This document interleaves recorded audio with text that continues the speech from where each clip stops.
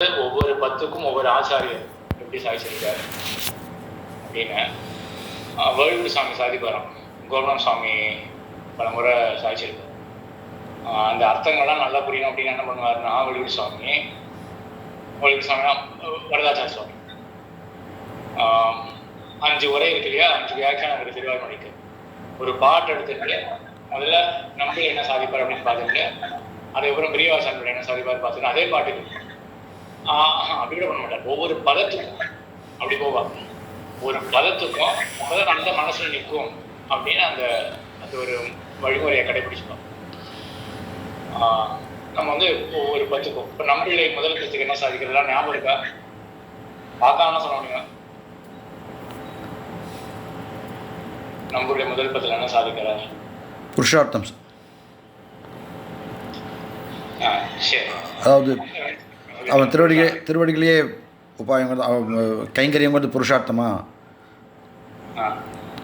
புருஷார்த்தத்தை அறுதியிடுறார். பெருமான் திருவடிகளை கைங்கரியம் தான் புருஷார்த்தம் அப்படின்னு அறுதியிடுறார். ஆமா, சரி. நாயனார் சாதிக்கிற அர்த்தம் முதல் பத்து கோவிந்ததாச சுவாமி நீங்க சொல்லுங்க. பரத்வம். சரி, பரத்வம் மேம்பாடு. அந்த பரத்வத்துல கூட இப்போ ரீசெண்டாக நம்ம பார்த்தோம் பரத்துவம் எப்படிப்பட்டது அப்படின்னு. அது ஒரு கால் பார்த்துருந்தா நாம இருந்தா திருமாலையில பார்த்தோம். திருமாலையில பரத்தம் பார்த்தோமான்னு இன்னைக்கு பரத்தம்னா 3 இது கொண்டதுன்னு சொல்லி பார்த்தோம். சரி, பரதத்துவம் அந்த பரதத்துவம் என்னன்னா அது 3 தன்மைகளை கொண்டது. பரத்தம், சௌலபியம், வடிவழகு அப்படின்ற 3 தன்மையை கொண்டது பரதத்துவமாகா. அது சரிதான். பரத்வ விஷயத்துல நம்மளாம் பரமாத்ம ஸ்வரூபம் பார்த்தோம் இல்லையா? அர்த்த பஞ்சகத்தினுடைய முதல் தத்துவம் பரமாத்ம ஸ்வரூபம். அதுக்கும் உயர் நம்ம பதிகத்துல பரத்தம்னு சொல்லப்படுறது. எப்படிப்பட்ட பரத்தம் சொல்லப்படுறது?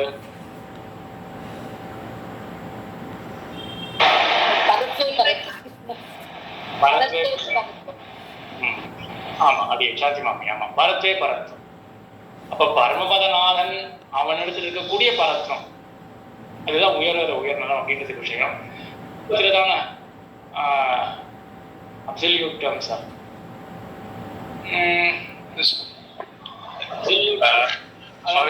அத இங்கிலீஷ்ல சொல்லுதான்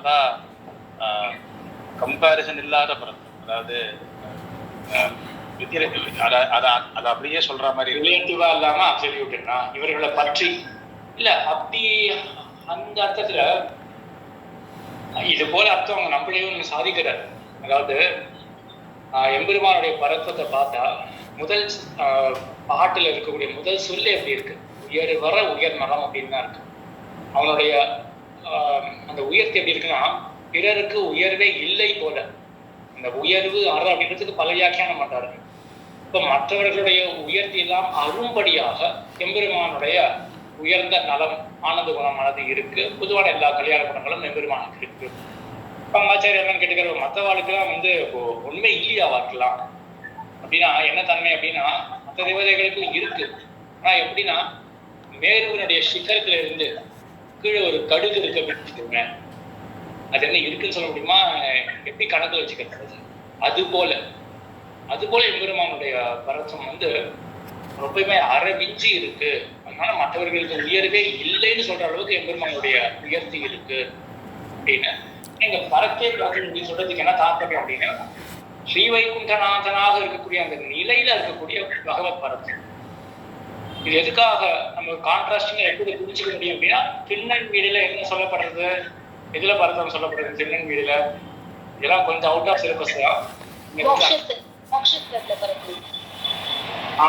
மோட்ச பரதத்துன்றது அனைவதே பரத்தம் அப்படின்றதுதான் திண்ணன் வீட்டை சொல்லப்படுறது. அப்ப என்ன தெரியுறாங்க? அதாவது விபவாவதாரம் மனுஷர்களை போல அவன் வந்தாலுமே கூட அப்படியே மியூட் பண்ணிப்பாங்க.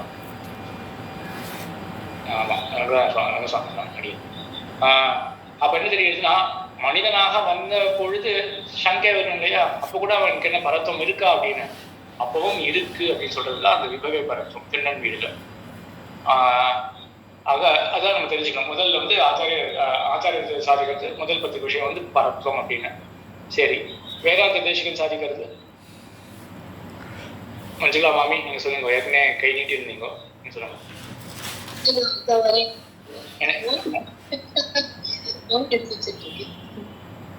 மஞ்சுளா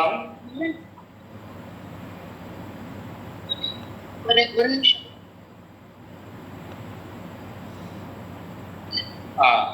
அறியாவிட்டால் இந்த வர இதை கட்டி அழகிய அர்த்தபஞ்சத்தை அறியலன்னு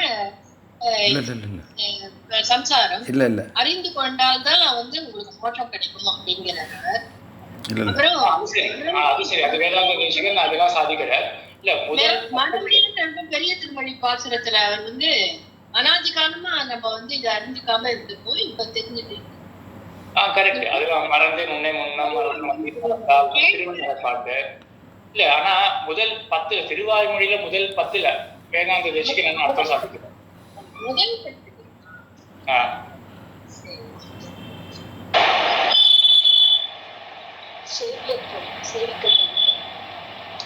சேவியத்துவம். சரி, ஆனா நீங்க டேபிள் வச்சுதானே சொல்றீங்க. அப்படி சொன்னாலும் பரவாயில்ல, அது கஷ்டம். எல்லாத்தையும் ஞாபகம் வச்சுக்கிறதுலாம் கஷ்டம் தான். சரி, சேவியத்துவம். மஞ்சள் சொல்லிட்டேன், சாந்திவாங்க சொல்லிட்டேன் சேவியத்துவம் அப்படின்னு. சரி, அடுத்தது சரி, நாயனார் வந்து அப்போ முதல் 10ல ஆழ்வாருக்கு ஏற்பட்ட குணம் என்ன? விமலா மாமி ஞாபகம் இருக்கா? அவர் வந்து எம்பெருமானே மேன்மையானவர், அவரே உயர்ந்தவர் அப்படின்ற எண்ணம் மறக்காதபடி மறவாதபடி அவர் வந்து மதிநலம் அருளை பெற்றார் அப்படின்னு. ஆழ்வாருக்கு ஏற்பட்ட பேர் என்ன அப்படின்னா மரப்பின்மை, மரப்பு ஞானம். சரி, இப்போ 2ஆம் 10ல என்ன பார்க்கணும்? முதல்ல நம்பிள்ள என்ன சாதிக்கிறார், என்ன சாரமா சாதிக்கிறார்?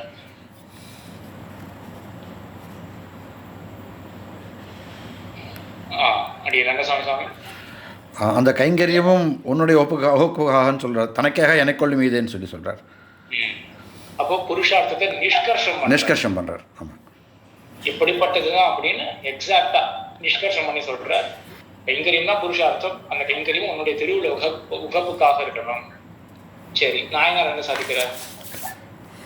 என்ன பகவத் குணம்? காரணத்துவம். பரத்வம், காரணத்துவம் தானே. காரணம் வியாபகத்துவம், காரணத்துவம். 2வது வந்து காரணத்துவம் தான். சரி, அந்த பரத்வத்துக்கும் காரணத்துவத்துக்கும் தொடர்பு ஒன்று சொல்லணும்.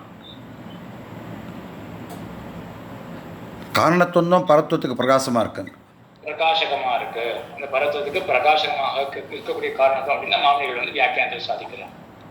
சரி, வேதாந்தாச்சாரியர் என்ன சாதிக்கிறார் 2ஆம் 10க்கு விஷயமாக?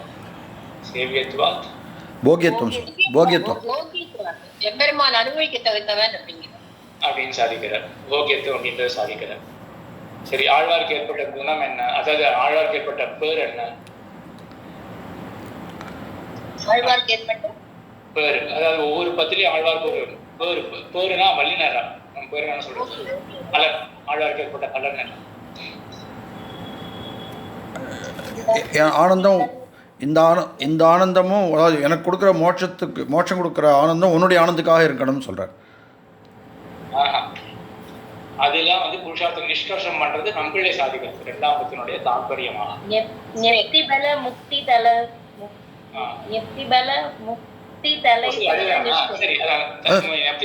தலை சேர நிஷ்கர்ஷித்து அதானே சுவாமி?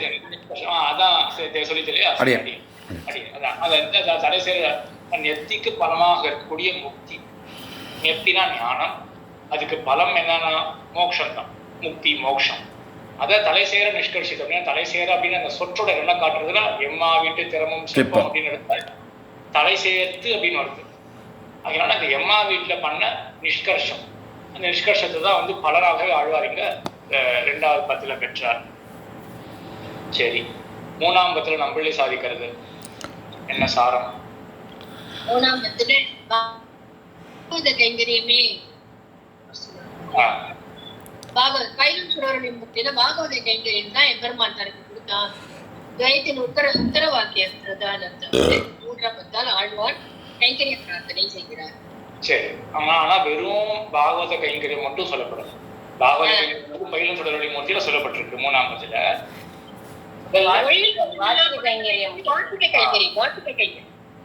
வாசிக கைங்கரியம் ஒழிவில் காலமெல்லாம் அப்படின்னு 3:3 கைங்கரியத்தை பிரார்த்தித்தால் அது 3:4. அதுல 3:4 என்ன பதிகம்? ஒழிவில் காலம் சார். 3:4 என்ன பதிகம்? பூரணன் ஒருவனெங்கோ. சரி, பூரணன் ஒருவனெங்கோ. அது 3:4 வாச்சிகமான அடிமை செய்தார் ஆழ்வார். அதுக்கப்புறம் 3:7 பயிலும் சுடரொளி மூர்த்தியில அது பாகவத பரியந்தமாக ஆழ்வார் அந்த கைங்கரியத்தை பெற்றார். சரி, இது அப்புறம் நாயனாருடைய காட்டுற குணம் என்ன? 3ஆம் பத்துக்கு குணமாக ஞாபகத்துவம். சரி, என்ன தொடர்பு? காரணத்துவத்துக்கும் ஞாபகத்துவத்துக்கும் என்ன தொடர்பு? எல்லா காரியப்பொருளுக்கும் அவரே நிமித்த காரணமா இருக்கிறதுனால எல்லா பொருட்களையும் அவர் வியாபித்து நியமிக்கிறார். ஆமா, அதாவது இப்போ குயவனானவன் காரணமாக இருப்பான் குடத்திற்கு, அது போல மட்டும் நிமித்த காரணமாக மட்டும் எம்பெருமான் கிடையாது. உள்ளுரையாகவும் இருக்காங்க இல்லையா, அவன் உபாதான காரணமாகவும் எம்பெருமான் ஆறான். அந்த பொருளுக்கு அந்தரியாமையா இருக்கிறதுனால இந்த சம்பிரதாயம் கண்டிப்பா எல்லாருமே கேள்விப்பட்டிருப்பீங்க. எம்பெருமானுடைய திருமேனி தான் இந்த உலகமாக மாறுறது. சூக்ஷ்மமான சித்து அச்சித்து அது பிரளய காலத்துல எம்பெருமானுடைய சரீரமாக தான் சித்து அச்சித் எப்பவுமே இருக்கும். அதே சித்து அச்சித் தான் இப்போ இந்த சிருஷ்டி காலத்துல ஸ்தூலமாக மாறுறது. ஆக உபாதான காரணமும் எம்பெருமானே அப்படின்றது அவன் ஞாபகத்தை வச்சுன்னு தெரிஞ்சுக்கணும். சரி, தேசிகன் காட்டுற வேதாந்த தேசிகன் காட்டுற குணம் என்ன?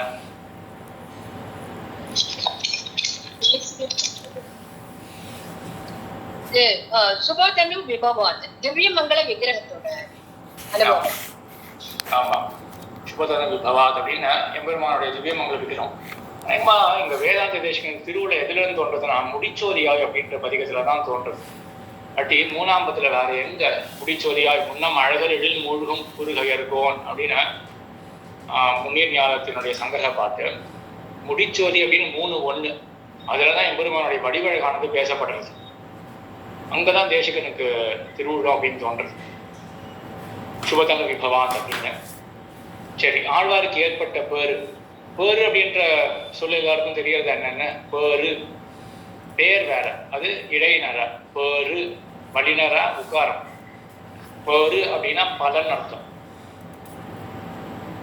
ஆழ்வார் பெற்ற பேர் என்ன? அனுபவ ஜனித பிரீத்திகாரித்த கைங்கரியம்.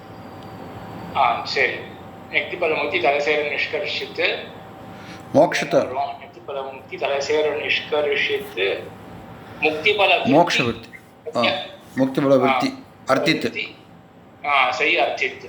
அதுதான் முக்தி போய் சேர்ந்த பிறகு பெருமானை கிட்டின பிறகு அனுபவ ஜனித்த பிரீத்திகாரித்த கைங்கரியம். இங்கதான் ஞாபகத்தை கொள்ளணும். எல்லா வேதாந்தமும் எத்தோட நின்றுரும்? பகவத் அனுபவத்தோட பிரம்ம பிராப்தியோட நின்றுரும். கைங்கரியம் அப்படின்றதான் சித்தாந்தத்துல சொல்லப்படுற, சம்பிரதாயத்தில் சொல்லப்படுற அர்த்தம். அது 3ஆம் பத்துல இருக்கக்கூடிய பேர் ஆழ்வாருக்கு கிடைச்சது கைங்கரியம் அப்படின்னு. அப்புறம் 4ஆம் பத்துல நம்மளே சாதிக்கிறது.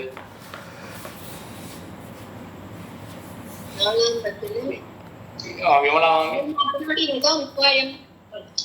திருமாத்திருவடிகள் ஈஸ்வரியம் கைவரியம்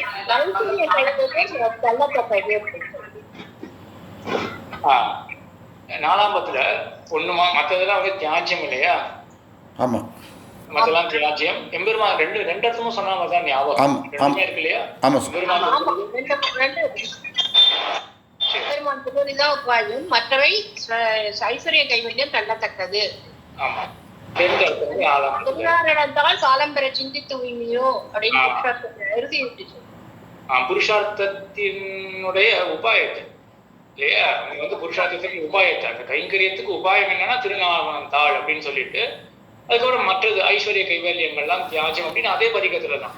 அது குடிமன்னும் என் சுவர்க்கம் எய்தியும் கடல்கள். குடிமண்ணும் என் சுவர்க்கம் எய்தியும் மீழ்வர்கள்.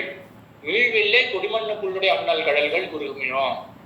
குடிமண்ணும் என் சுவர்க்கம் எய்தினாலும் மீழ்ச்சி உண்டு, அவர்கள் திரும்பிதான் வரணும். அதெல்லாம் அஸ்திரம், சொர்க்கம்னா அஸ்திரம் அப்படின்னு 4ஆம் பத்தினுடைய முதல் திருவாய்மொழி ஒரு நாயகமா அதுலயும் சாதிக்கிறார். இதே போல நமக்கு உபதேசம் 4:9 2வது அங்கதான் வந்து இருகல் இறப்பெண்ணும் என்ன இருக்கு? இருகல் இறப்பெண்ணும் ஞானிக்கு அப்படி கிடையாது. பயனில்லை. அது வந்து கைவல்யார்த்தியை நிந்திக்கிற அது 4:1 வருது. இருகல் இறப்பெண்ணும் ஞானிக்கும் அப்பயன் இல்லையே. எம்பெருமானுடைய தியானம் அப்படின்ற அந்த பயன் இல்லைன்னா கைவல்யார்த்தி கூட மோட்சம் போக முடியாது அப்படின்னு அந்த கைவல்யார்த்தியும் நிந்திக்கிறார் ஆழ்வார். இது ஒரு நாயகமாய் அப்படின்றது. அண்ணாதான் முருகலிப்ப 4:9 பிரசித்தமான பாட்டெல்லாம் கேட்டிருப்பீங்க. கண்டு கேட்டுட்டு மோந்துடலும் ஐங்கருவி கண்ட இன்பம் தெரிவரி அளவில்லா சிற்றின்பம் கொண்டுடியால் திருமகளும் நீமே நிலான இப்ப கண்ட சதிர் கண்டொழிந்தேன் அடைந்தேனும் திருவடியே அப்படின்னு இது வந்து அண்ணாதார் முருகலிப்பல அங்கேயும் வந்து என்ன பண்றாரு அப்படின்னா மற்றதெல்லாம் தாழ்ந்தது. இந்த ஐங்கருவி கண்ட இன்பம் ஐஸ்வர்யம் தாழ்ந்தது. மற்றது இருக்கே அளவில்லா சிற்றின்பம் அதுதான் கைவல்யம். அது அளவே கிடையாது. ஆத்மாவுடைய சுக்கத்துக்கு அளவே சொல்ல முடியாது. அப்படி அளவில்லாத இன்பமா இருக்கும். ஆனாலுமே அது பகவானுடைய இன்பத்தை பார்த்தோம் என்றால் அது சிற்றின்பம் தான் கைவல்யம் அப்படின்றது. சரி, அடுத்தது நாயனார் காட்டுற குணம் என்ன 4ஆம் பத்துல? சாந்தி வாங்கி.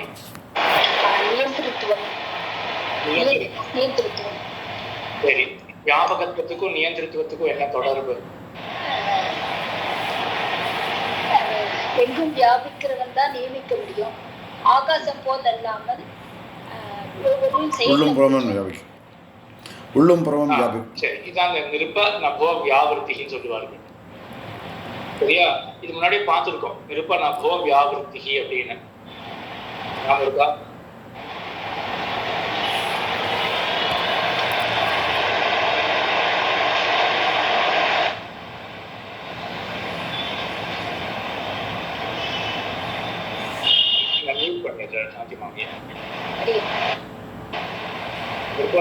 வியாவிருத்தி யாருக்கு ஞாபகம் இருக்கோ சொல்லலாம்.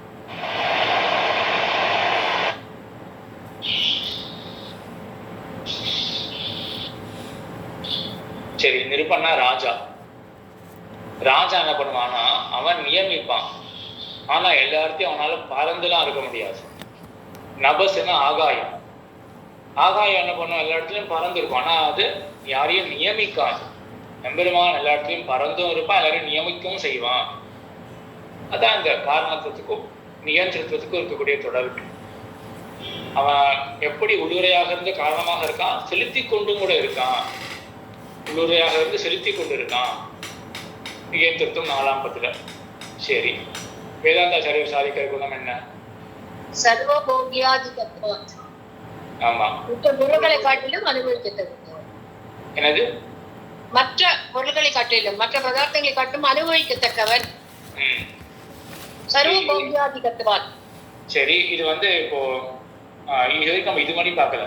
சரி, இப்போ வேதாந்தாச்சாரியர் சாதிக்கிற இந்த அர்த்தம் வந்து நம்மளே சாதிச்சுட்டு இருக்காரா, அதே அர்த்தம் தானா இல்லையா அப்படின்றது ஒன்றும் ஆக்சுவலாக மாதிரி பார்க்கல. நான் சாதிச்சதும் அது ஒன்றா அப்படின்னு. சரி, இது ஆரம்பிச்சு அந்த மாதிரி நம்ம பார்ப்போம்.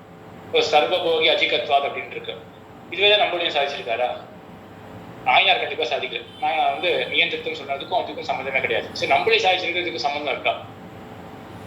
இல்ல, அதுல இருக்கு. ஏன்னா இந்த கைவல்யம் ஐஸ்வர்ய கைவல்யம் தள்ளத்தக்கதுன்னு சொல்றாரு இல்லையா? எல்லா கோபியத்துக்கும் மேல பரமபோக அனுபவம் வந்து ரொம்ப சிறந்தது அப்படின்னு சொல்றாரு. அதனால சர்வபோகி அதிகத்வாத் அப்படின்றது நம்மளே சாதிக்கிறது எதுவும் சம்பந்தப்பட்டதுதான். சரி, ஆழ்வாருக்கு என்ன பேரு கிடைச்சது 4ஆம் பத்துல?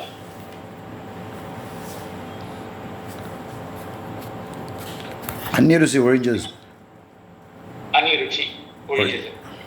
ஆமா, எம்பெருமானுடைய இதுல என்ன சூர்ணிக்கு என்ன நிஷ்கர்ஷித்து புருஷார்த்த பல அந்நியருசி. புருஷார்த்த பல அந்நியருச்சி ஒழியுது. அப்போ கைங்கரியம் புருஷார்த்தம் அப்படின்னு தெரிஞ்சு அதனால அதுக்கு என்ன பலம் அப்படின்னா அந்நியருச்சி ஒழியிறது ஆழ்வாருக்கு. அதுவும் இப்போ இப்பயும் பார்க்கலாம். இதுக்கும் நிறைய சம்பந்தம் இருக்கு. வேதாந்த தேசிகன் சாதிச்சதுக்கும் நம்மளே சாதிச்சதுக்கும் இப்போ நாயனார் வந்து இங்க சாதிக்கிறதுக்கு அந்த சம்பந்தம் இருக்கு.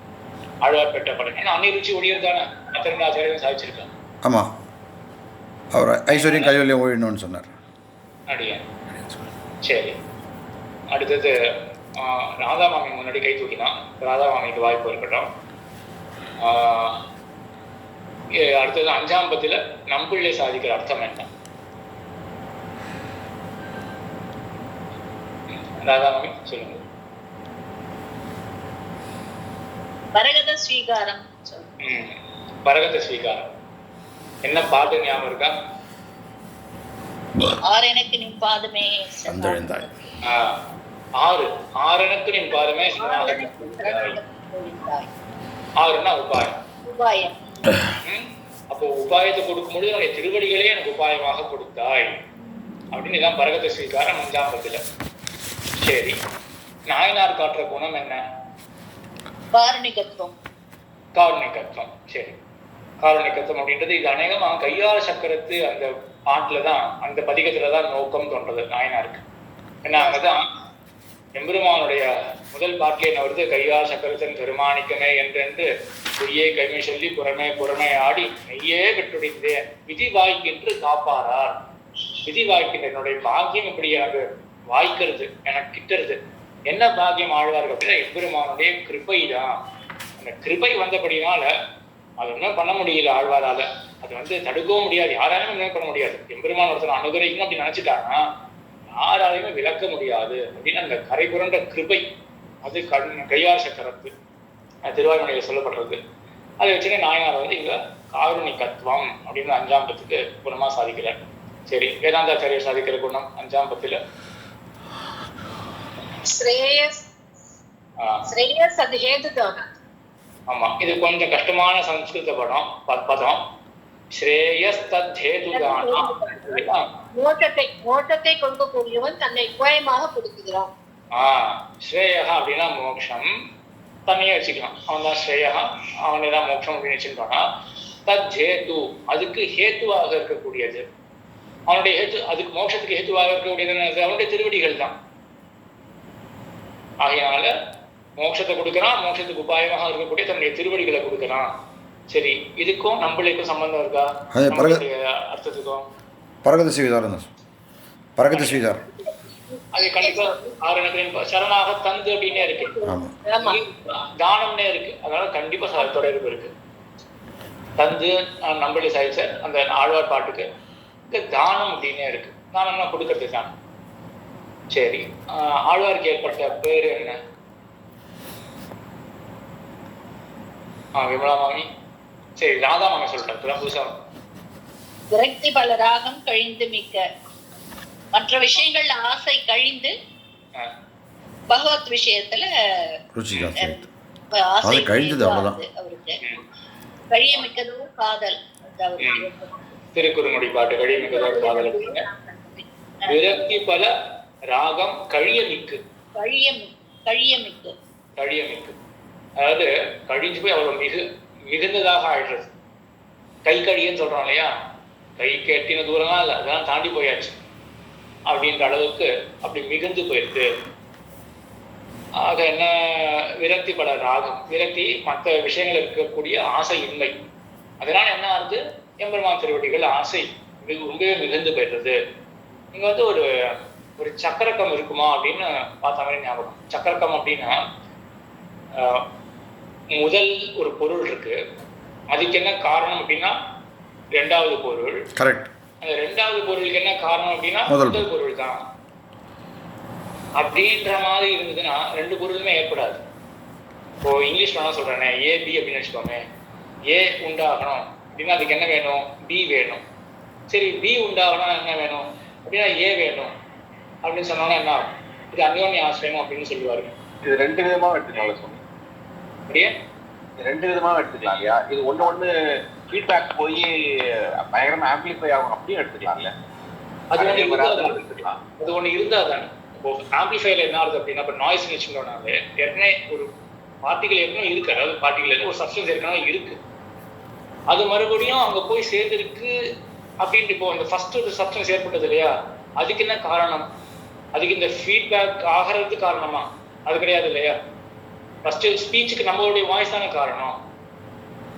ஆனா இங்க அப்படி கிடையாது. நான் சொல்றது இல்லை, ஏக்கு என்ன காரணம் அப்படின்னா பி தான் காரணம்.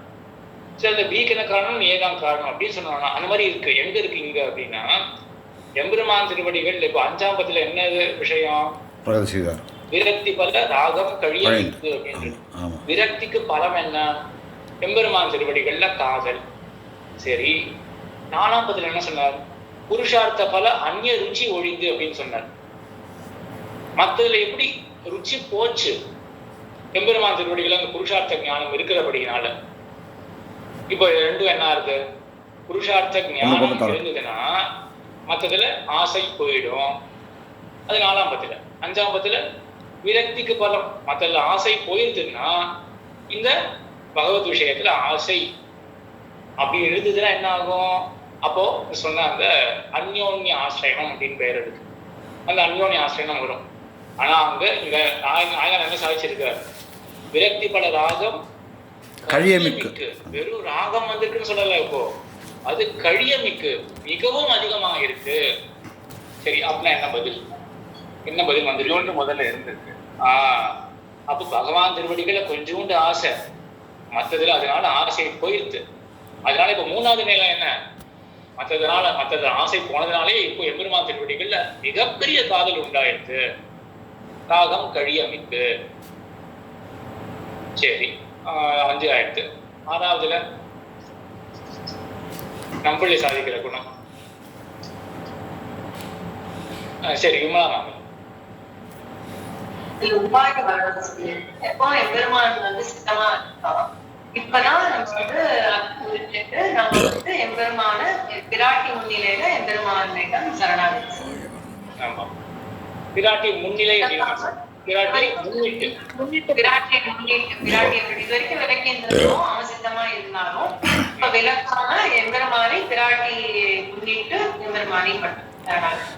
ஆமா, இதான் சம்பிரதாயத்துல ரொம்ப முக்கியமான அர்த்தம். ஏன்னா அவன் சித்தோபாயமா இருக்கான் அப்படின்னா என்ன அர்த்தம்? அவன் எப்பவுமே நம்மளை காக்கிறதுக்காக அவன் சித்தமா இருக்கான். அப்படின்னா நம்ம யாருமே இங்க இருக்கக்கூடாது, ஆனா நம்ம எல்லாருமே இங்க இருக்கோமே. என்னன்னா அனாதி காலமா அவன் நம்மளை காக்க பொழுது வேண்டாம், நான் என் வேலையை பார்த்துக்கிறேன். 2 விதமா, எனக்கு நீயே வேண்டாம், எனக்கு வேற விஷயங்கள்லாம் எனக்கு போகியமா இருக்கு அப்படின்னு தள்ளிவிடுறது. சரி, எம்பெருமான் தான் வேணும் அப்படின்னாலும் நான் ஏன் வழியை பார்த்து நானே வந்துக்கிறேன். ஸ்ரீவைகுண்டம் தானே வரணும், எனக்கு தெரிஞ்சு போயிடுது, என்ன இடம் வரணும்னு தெரிஞ்சு போயிடுது, நான் என் வழியை பார்த்துக்கிறேன். 2 விதத்திலையும் எம்பெருமானால ஒன்றும் பண்ண முடியாது இப்படி இருந்தோமே என்றால். அதனாலதான் நம்ம ஒண்ணு இங்கேயே இருக்கும். அப்ப என்ன பண்ணணும்? அவன் பண்ணக்கூடிய ரக்ஷணம், அதுக்கு விலக்கடியாக நம்ம ஒண்ணுமே பண்ணக்கூடாது. அதுதான் நம்ம பண்ற பற்றுன்னு இருக்கு இல்லையா, புதுசா ஒண்ணும் கிடையாது. எம்பெருமானே பண்ற ரக்ஷணத்தை நான் விலக்க போறது கிடையாது அப்படின்றதுதான் இங்க ஆழ்வார் பற்றதார் அகலகிலே அப்படின்னா என்ன பண்றாரு அப்படின்னா, அவன் எட்மிச்சுடைய கொடுத்துருக்கான். எம்பெருமானே நான் மேல் விளக்க மாட்டேன் அப்படின்னு சொல்றாரு, பிராட்டியை முன்னிட்டு கொண்டு சொல்றாரு. சரி, அடுத்தது அப்போ அடுத்த நாயனார் பார்த்தோம். நாயனார் சாதிக்கிற குணம் 6ஆம் பத்துல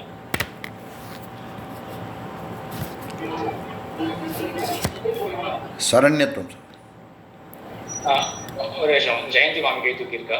சரண்யத்தை சொல்லியிருக்கு இல்லையா? சரி, சரண்யத்துவம். ஜெயந்தி மாமி.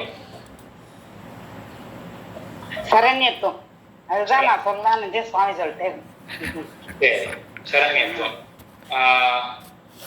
இதுக்கு ஏதாவது இது பார்த்தோமா?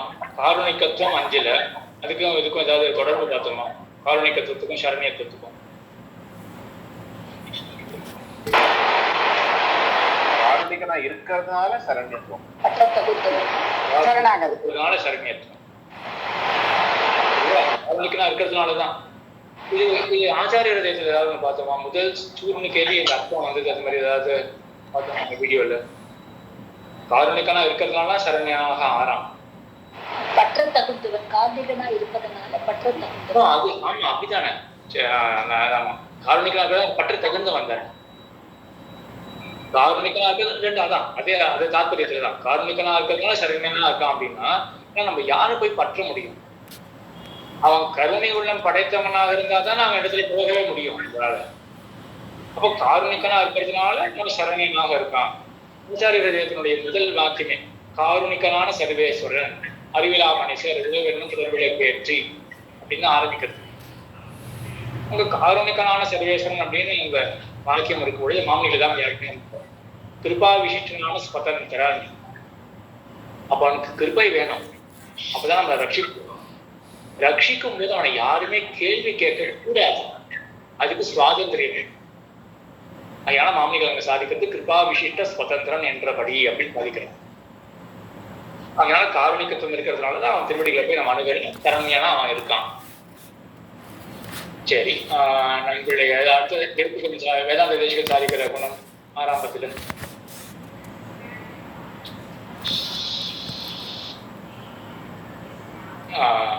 ஜெயந்தி மாமி.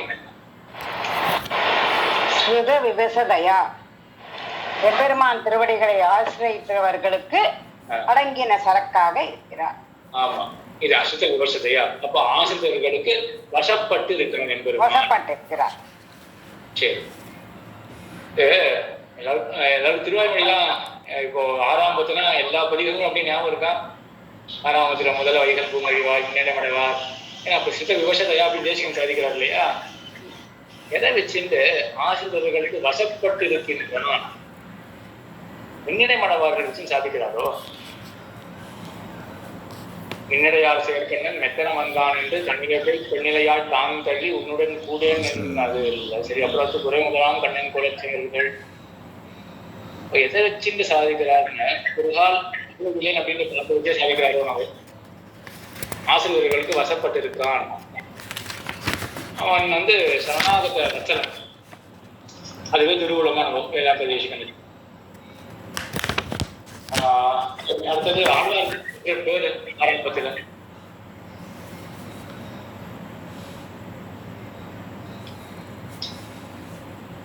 வேளாண்மை மிகுந்து காணப்படுத்த ஆழ்வார்க்கு இனிமே தரிக்க முடியாது, இனிமே தாமதிக்காம எம்பெருமான விட்டு இருக்க முடியாது, இனிமே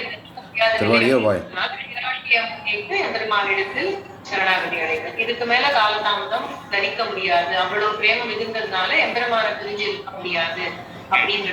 அதனால திராட்டியை. ஆமா, ஆனா இங்க ஒரு சின்ன அர்த்தம் இருக்கு. காலதாமதம் சகிக்க முடியாது, அது சரிதான். அவ்வளவு பிரேமம் எழுந்திருக்கு. இதுக்கு ஆச்சாரிய தூர்ணிக்க பிரேம பல உபாயத்தே புகுந்து அப்படின்னு. பிரேம பல உபாயத்தை புகுந்து இங்க மாமனிகளுடைய வியாக்கியானத்தை செவிச்சா மாமனிகளுக்கு என்ன திருவுள்ளம் அப்படின்னு தோன்றதுன்னா, பிரேம பல உபாயம், ஆழ்வாருடைய பிரேமத்துக்கு தக்கவாறு இருக்கக்கூடிய உபாயம் இதுதான். இதே சரணாகதி தான். ஒரு கால ஆழ்வாருக்கு பக்தி அப்படின்றதுலாம் சுரூப விருத்தம். சுரூப விருத்தம் நான் சொல்றது பிள்ளைவாக்காச்சாரியுடைய சித்தாந்தத்துல இதெல்லாம் சுரூப விருத்தம் பக்தின்றதுனா. அதனால ஆழ்வார் பக்தி பக்கத்துல போக மாட்டார். அது இருக்கட்டும். ஒரு கால் போறார் அப்படின்னு வச்சுக்கோமே, அவர் போனா கூட என்ன பண்ணா பக்தின்ற உபாயத்தை பற்றி அவரால் மோட்சத்துக்கு பெறணும் அப்படின்னு இருந்தா கூட அவர் அதை ஒத்துக்க முடியாது. அவரால் ஏன்? அந்த விளம்பத்தை அவரால், அந்த கால தாமதத்தை அவரால் சகிக்க முடியாது. அதனால அப்பேற்பட்ட பிரேமத்துக்கு தகுந்த உபாயம் எது? எம்பெருமான் திருவடிகள் தான் என்று அந்த அர்த்தத்தையும் இங்க கூட்டிக் கொள்ளலாம். ஆழ்வாருக்கு அந்த காலதாமதம் பொறுக்க முடியல, பெருமாளுக்கு அடையணும் அப்படின்னா நடுவில் இதையும் கூட்டிக்கணும். அதனால அதுக்கு தகுந்த உபாயம் என்னன்னா எம்பெருமானுடைய திருவடிகள் தான். அதுதான் சட்டுன்னு அவனுடைய திருவடிகளை கொடுப்போம். பிரேம பல உபாயத்தையே புகுந்து. சரி, ஏழாம் பத்தில நம்மளே சாதிக்கிறது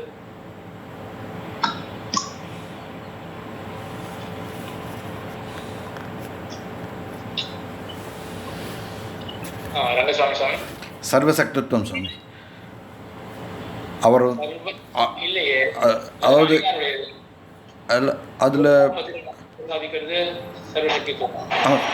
அதாவது அவர் இப்போ ஆறாவது சரணாகதி பண்ணதுக்கப்புறமும் என்ன எனக்கு மோட்சம் கிடைக்கலையேன்னு சொல்லும்போது அவர் மானசீக சம்சேஷம் கொடுக்குறார். இது மானசீகமாக கொடுக்குறார். அவர் பாக்கிய சம்சேஷம் கிடைக்கலன்னு சொல்கிறார். அதோட அவருடைய சக்தியும் அவரோட சக்தித்துவத்தையும் சொல்கிறார் இல்லையா? சரி சரி, கரெக்டு தான். அடியே ஆனா இதுல ஒண்ணு முக்கியம் என்ன அப்படின்னா, அந்த உபாயத்துக்கு உபயோகியா இருக்கிற குணம் அப்படின்னா நம்மளே அங்க சாதிச்சிருக்கோம். அது சர்வசக்தித்துவம், அது சரிதான். அந்த சர்வசக்தித்துவம் எப்படிப்பட்டதுன்னா உபாயத்துக்கு உபயோகியாக இருக்கிற குணம் அப்படின்னு எதுவும் பார்க்கலையா வீடியோல? உபாயத்துக்கு உபயோகியாக குணங்களைதான் சொல்றாருன்னு நம்பிள்ளையில சொல்லியிருக்கு. சர்வசக்தத்துவம் குணங்கள்ல நாயனார் சொல்றது. அது கரெக்ட் தான். இந்த ஒரு விஷயம் பார்த்த மாதிரி ஞாபகம். அம்மா உபாய உபயோகிகள் சொன்னீங்க. உபாய ரெண்டுமே உபாய உபயோகியான குணங்கள். உபாய உபயோகம் ரெண்டுமே இருக்கா, உபாயம் மட்டும் இருக்கா? உபாய உபயோகி உபாயம் மட்டும்தான் அடியே, ஒரு உபாயத்துக்கு மட்டும்தான். அதாவது ஆழ்வார் வந்து சரணாகதி பண்ணிட்டு ஏன் பலிக்கல அப்படின்றது ஆழ்வாருக்குமே புரியல. ஏன்னா இந்த உபாயம் வந்து சட்டுன்னு கொடுக்க வேண்டிய உபாயமாச்சு. அதான் பிரம்மாஸ்திரம் வந்து கை ஒழிந்தா என்ன பண்றது, அதுவே தன்னுடைய காரியத்தை செய்யல அப்படின்னா என்ன பண்றது அப்படின்னு சரணாகதி தான் பிரம்மாஸ்திரம் ஆழ்வாருக்கு. அதுவே பயன்படுத்துறீங்க ஆழ்வாருக்குமே புரியல. அப்பதான் சொல்றேன், இல்லையே எம்பெருமானுக்கு எனக்கு மோட்சத்தை கொடுக்கறதுக்கு அவன் உபாயமா ஆத்துக்கு யோகியத்தை எல்லாம் இருக்கு. என்ன யோகியத்தைன்னா எல்லாத்தையும் அழிக்கின்றவன் அவன் தான், அதாவது காக்கின்றவன் அவன் தான். இந்த கடமையாளம் காக்கின்ற அதான பாட்டு வரும், கடமையாளம் காக்கின்ற மின்னு நேமியினாய் அப்படின்னு 7ஆம் பத்தினுடைய ஆரம்பத்துல வருது. சர்வசக்தியாக எம்பெருமான் இருக்கானே எனக்கு கொடுக்க வேண்டியதுதானே அப்படின்னு.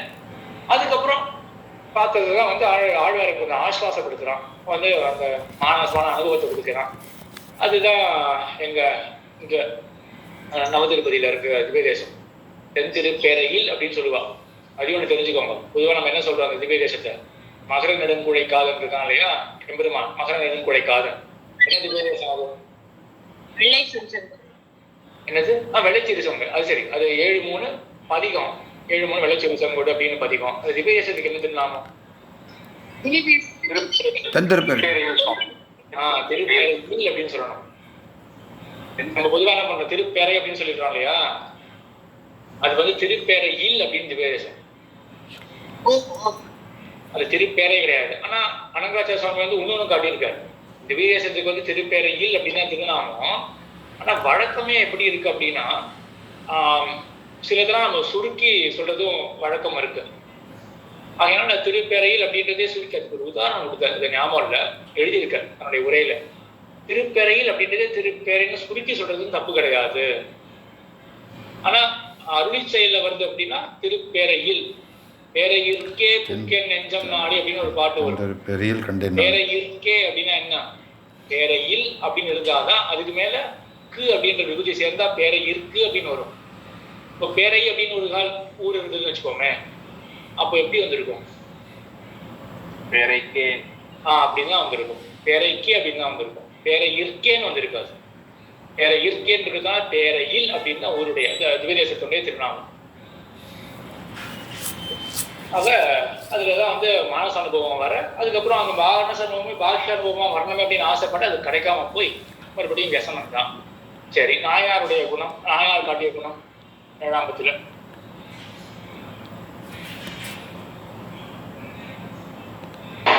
சாதனபல உபகார கைமாறு. அது ஆழ்வாருடைய பேரு. அது ஒரு கஷ்டமான விஷயம், அதுக்கு அடுத்தது வருவோம். அதுக்காண்டி நாயார் சர்வசக்தத்துவம் இது நம்மளே சாதிச்சதுதான். சரி, இது வேதாந்த தேசிகன் சாதிச்ச குணம்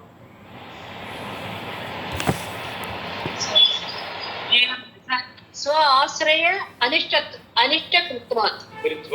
ஆமா ஆமா, தன்னுடைய ஆசிரியத்தவர்களுடைய அனிஷ்டத்தை போக்குகின்றவன். இதுவும் வந்து ஆழ்வாரே இதான வருத்தப்பட்டார். அவனை சரணாகதி பண்ணனே பலிக்கலையே அப்படின்னு கேட்டார். சர்வசக்தியாக நீ இருக்கியே அப்படின்னு. என்ன தாத்பரியம், உன்னுடைய அனிஷ்டத்தை போக்கக்கூடிய தன்மை உனக்கு இருக்கே அப்படின்னு. ஆகினா இதுவும் நம்மளே சாதிச்சிடும், நாயனா சாதிச்சது எல்லாம் வேதாந்தாச்சாரிய சாதிகள் எல்லாமே ஒன்றுதாங்க. ஆசிரியர்களுடைய அனிஷ்டத்தை போக்குகிற தன்மை, அனிஷ்ட கிருத்துவம். சரி, இப்போ கொஞ்சம் கஷ்டமான விஷயம். என்ன பேர் ஆழ்வாருக்கு 7ஆம் பத்துல?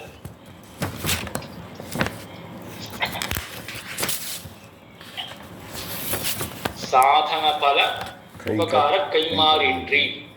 என்ன அர்த்தம் இருக்கு விமலா மாமி? விமலா மாமி முதல்ல கை தூக்கினா.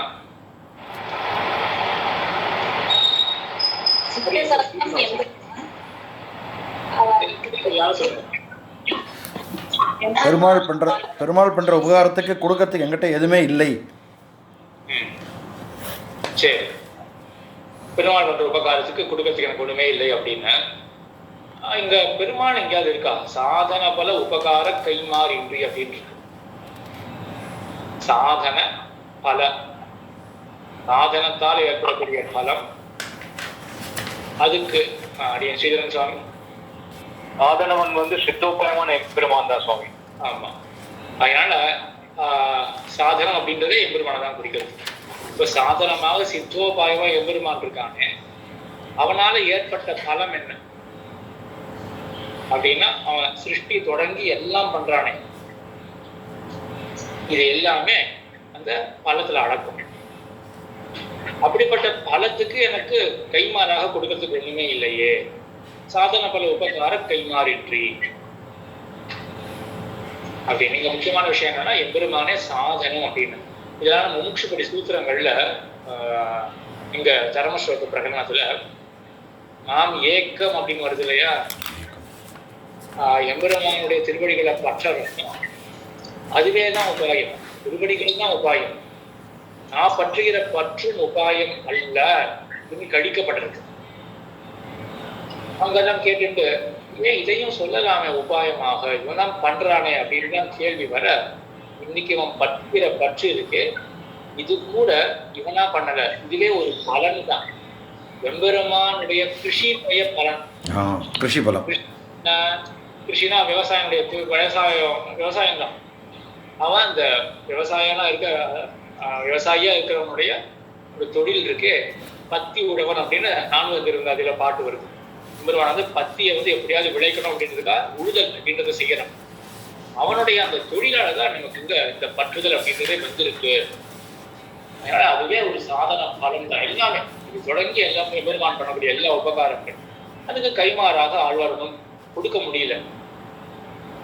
உதவி கைமாறு நுயிர் சென்னில் அதுவும் மற்ற ஆங்கவன் தன்னது அப்படின்னு, என்னால் பதவியை இருக்குடி பாடிய வெப்பனுக்கு செய்வது ஒன்றும் இல்லை இன்றும் அங்கே ஒண்ணுமே இல்லை அப்படின்னு முடிச்சார் 7ஆம் பத்துல. சரி, 8ஆம் பத்தில் நம்மளே சாதிக்கிற குணம், அத அப்படி சாதிக்கிற விஷயம் என்ன 8ஆம் பத்துக்கு பிரமேயமா? ராதாவாமி இல்லாடி யாரும் சொல்லுங்க. ராதாவாமி, கோவிந்ததாச்சர் சுவாமி யாராவது சொல்லுங்க. மஜாவாமி நீங்க வாய்ப்பு கொடுக்கலாம்.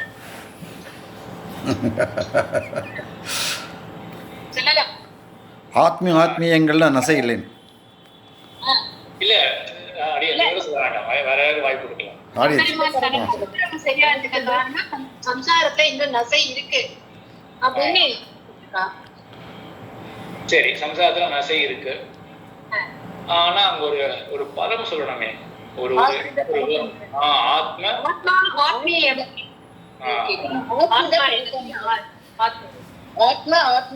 எனக்கு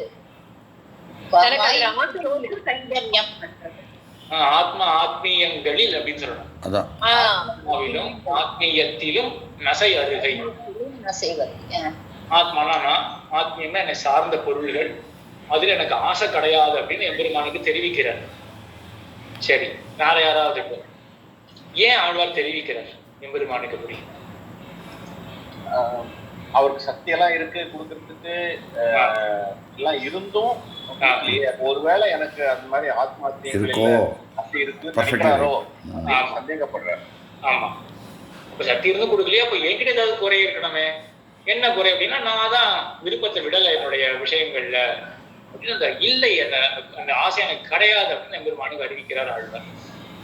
சரி, அடுத்தது நாயனாருடைய குணம், நாயனார் காட்டுற குணம், பகவத் குணம் 8ஆம் பத்துல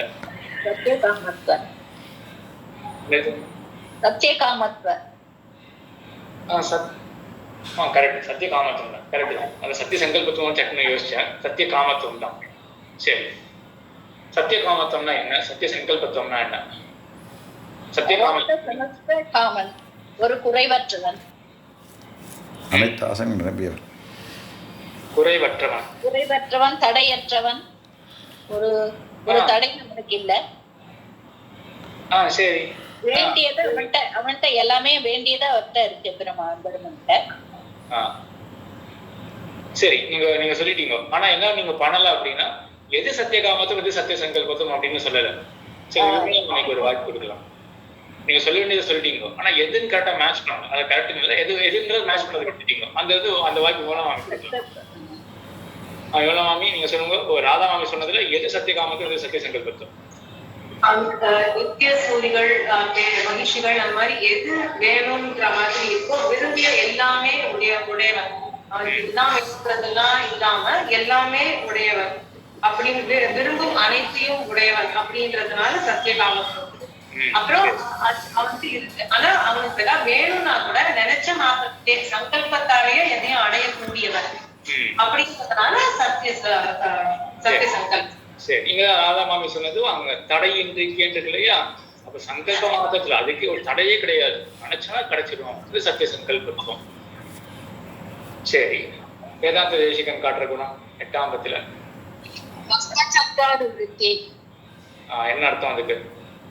பக்தர்களோட திருவிழத்தை பத்தி தமறு முன்னூறு இருக்கு இல்லையா?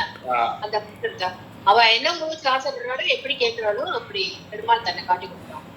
ஆமா ஆமா ஆமா, பக்தருடைய சந்தத்தை அவன் அனுவர்த்திப்பான், அதை பின்தொடர்ந்து செல்லுவான். சரி, இங்கேயும் மறுபடியும் ஒரு சின்ன கஷ்டமான விஷயம். ஆழ்வாருக்கு என்ன பேரு கிடைச்சது 8ஆம் பத்துல? சொற்றொடரே கொஞ்சம் கஷ்டமானது. கிருத்தஜ்ஞதா பல பிரதிகிருத்தமானத்தை உணர்ந்து.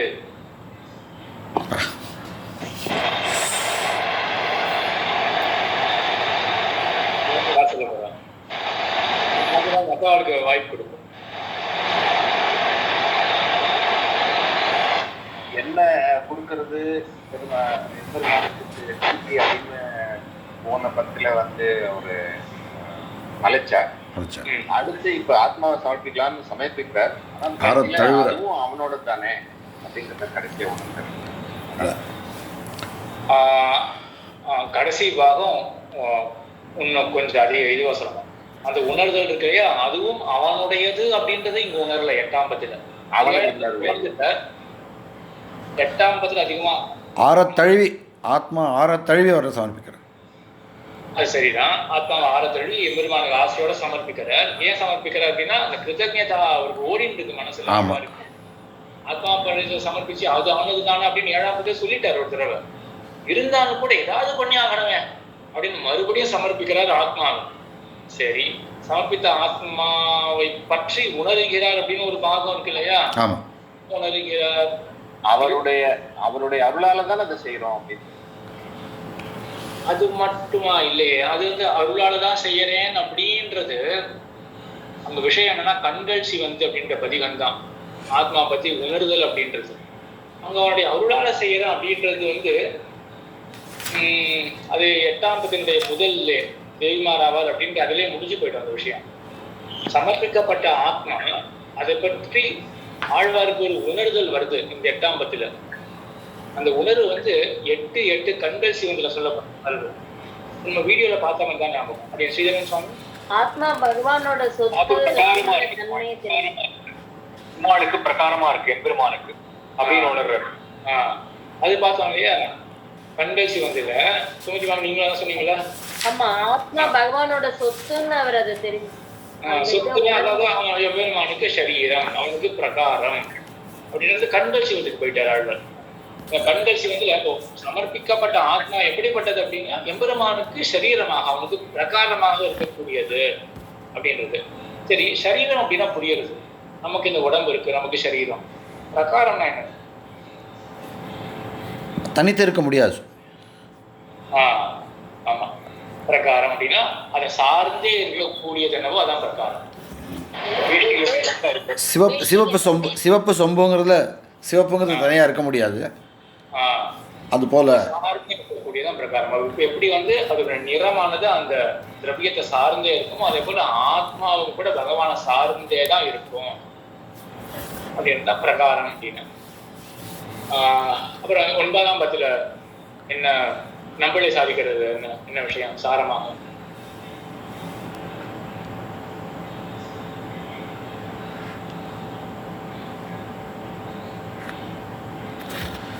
பெருமாளுடைய சௌசீலத்தை சொல்றார். அடியே சரி, எம்பெருமானுடைய சௌசீலத்தை சொல்றார். சரி, ரெண்டும் வந்துருது. சௌசீலியமும் சொல்றார், எம்பெருமான் நிருபாதிக பந்து அப்படின்றதையும் தெரிவிக்கிறார். சரி, நாயனார் சாதிக்கிறது ஆபத் சகத்வம். ஆமா, ஆபல் சகத்துவம், ஆபல் சகத்துவம் அப்படின்றது. சரி, இது ரெண்டும் ஒண்ணா சேர்ந்து வேதாந்த தேசிகன் சாதிக்கிறதையும் பார்ப்போம். வேதாந்த தேசிகன் சாதிக்கிறது அது நிருபாதிக சுகிருத்து. நிருபாதிக சுகிருதத்வாத். சுகிருத்வம், நிருபாதிக சுகிருத்வாத், சுகிருத பாவாத். சுகிருத பாவாத். கரெக்ட். சுகிருத்வம் காரணமற்ற சர்வவித பந்துவாக இருப்பான். சரி சரி, இந்த 3 அர்த்தங்களும் ஒன்றா இருக்கா? நிருபாதிக சுகிருத் பாவம், நிருபாதிக சுகிருத்வம். அதே போல நம்மளே 2த்தையும் சாதிச்சார். சௌஷியம் சாதிச்சார், அங்க வியக்தமாவே இருக்கு, ஸ்பஷ்டமாவே இருக்கு. நம்மளே சாதிச்சிருக்க நிருபாதிக பந்துவாக இருக்கான் அப்படின்னு. ஆபத் சக்கத்தம் அப்படின்னு சாதிக்கிறார். ஆமா, இது என்ன சம்பந்தப்பட்ட அர்த்தமா இருக்கா? ஆபத்திலே உதவுகிறவன். பந்து தானே உதவுவான். ஆமா, பந்துவாதான் இருந்தாதான் உதவுவான். சரி, இப்போ வேதாந்த தேசிகன் சாதிச்சது அவரும் சாதிச்சார் நிருபாதிக சுகிருத் அப்படின்னா. அது என்ன சுகிருத்து? அடுத்தவா கஷ்டம்னா பொறுக்க முடியாது. அதான் நண்பன். அப்ப நண்பனா இருந்தாலும் சரி, பந்துவா இருந்தாலும் சரி, கண்டிப்பா உதவ தானே போறான். அதனால எல்லா அர்த்தங்களும் ஒண்ணுதான். சரி, இங்க ஆழ்வார் பெற்ற பேர் என்ன? ஆத்ம தர்சன பலபாப்தி. ஆத்ம தரிசனம். என்னது? ஆத்ம பிரதிகிருதமானத்தை உணர்ந்து ஆத்ம தரிசன பலப்பிராப்தி. இல்லையே, ஆழ்வார் 9